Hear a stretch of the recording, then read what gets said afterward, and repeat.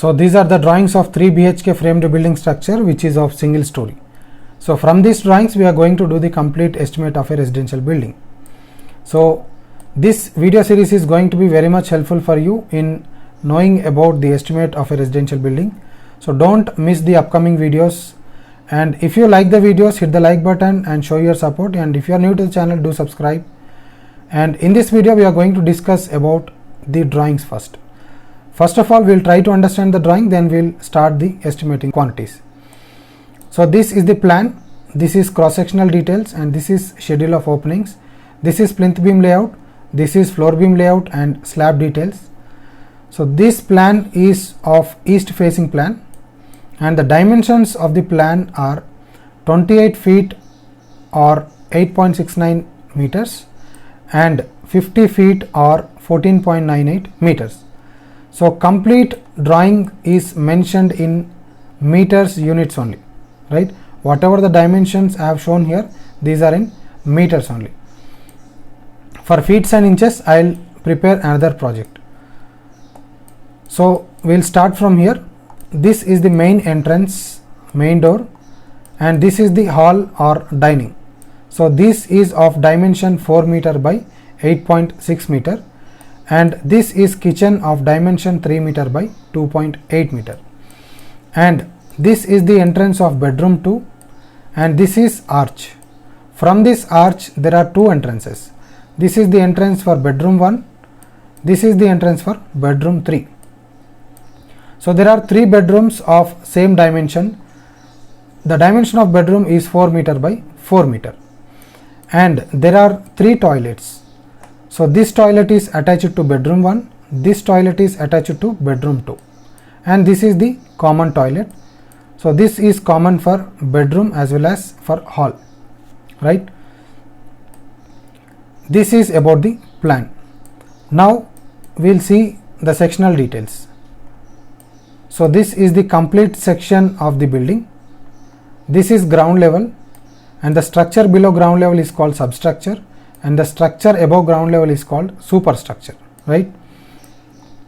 So first of all, we'll try to understand the plan of this footing. So this is sloped type of footing. Here you can see the hidden line. This is PCC and this is footing. So footing is laid over the PCC. So the dimension of PCC is 1.2 meter by 1.2 meter, and dimension of footing is 1 meter by 1 meter, right? And this is column of dimension 230 mm by 230 mm, right? This is the sectional details of footing and columns. So bottom portion, this is nothing but PCC of dimension 1.2 meter, and thickness of PCC is 0.2, that is 200 mm, right? And this is footing, RCC footing. This footing is divided into 2 parts. Here you can see this is part 1 and this is part 2. So these 2 parts will be having different depths. Here you can see this is 0.5 meter and this is 0.3 meter, right? This part 1 depth is 0.5, part 2 depth is 0.3. Total depth of footing is 0.8 meter. Okay, and this is neck column. So neck column of dimension 230 mm by 230 mm. So the column which is exactly below the ground level is called neck column. The height or depth of this column is 1 meter, right? And this is ground level.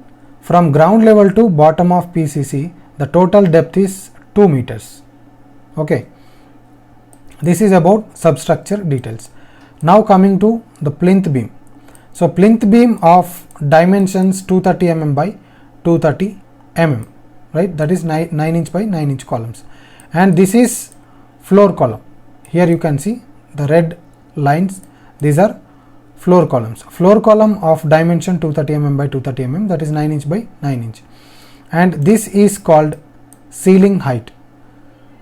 The height from top of plinth beam to bottom of slab is called ceiling height.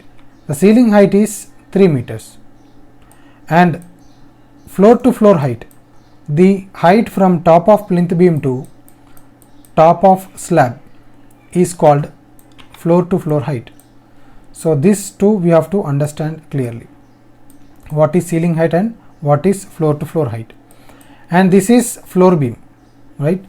So floor beam of depth 500 mm and width is 230 mm. This is top slab, floor slab of thickness 150 mm. This is floor level column, that is nothing but parapet level column of dimension 230 by 230 mm. Height of this parapet is 1 meter. Okay, these are the cross sectional details of the building. This is the isometric view of the footing and column. It looks like this. Now we will see the excavation. So this is the footing which we need to construct. So this is ground level. From ground level to the depth of 2 meters we have to do the excavation, and breadth of this pit is 1.2 meter by 1.2 meter. So this pit we have to excavate, and then we have to start construction of this PCC and footing and neck column and all. So this is about excavation. This is the schedule of openings. Schedule of openings are nothing but whatever the arrangements we have done. So this is main door of size given here, and door 1, this is door 1, door 1, door 1, and these are door 2s, and here also, and there are 5 windows and 1 kitchen window and 3 ventilators which are arranged to toilets. So this is the schedule of openings, and this is plinth beam layout. Plinth beam layout means this is nothing but this is the beam which connects the 2 columns at ground level. So plinth beam is nothing but this is the beam which connects the 2 columns at ground level. So from face of column to face of column we have to consider it as the length. So this side also you can see, from this face of column to this face of column, this is the length, 5.63 meter length. So like this we have to mark the dimension for plinth beam. So this is the plinth beam of length 4 meters. This is the plinth beam of length 4 meters. So like this, how many 4 meter plinth beams are there we have to calculate. So similarly 5.63 meter plinth beams. So like this we have to calculate number of plinth beams. So this is plinth beam 3. So from this face of column to this face of column. So 1, 2, 3, total 3 plinth beams are there. So like this we have to calculate all plinth beams. So this is the floor beam layout and slab details. So this layout is same as plinth beam layout. But what is the difference between these two? So in plinth beams the cross sectional size is 230 mm by 230 mm, that is 9 inch by 9 inch. And in case of floor beams the dimensions changes, 230 mm by 350 mm, 230 mm by 500 mm. So these are the cross sectional details of beams, and floor slab is of thickness 150 mm, right? So this is floor slab panel from this end to this end. So here you can see, so slab of dimension 4 meter by 4 meter. Slab dimension we will take from this face of beam to this face of beam. So FS1, floor slab 1 is of dimension 4 meter by 4 meter, and this is also FS1 only. This is FS1. That means total 3 FS1s are there, floor slab 1s. And this is floor slab 2, right? This is floor slab 3. This is floor slab 4. So like this, all floor slab we have to measure the dimensions like this. So this is about floor beams and slab details. So this is the general information about the drawings. If you have any doubt in these drawings, you can comment in the comment section so that I can clear your doubts. In the next video, I will be explaining you how to start the quantity estimation. So don't miss the upcoming videos. If you like the video, hit the like button and show your support.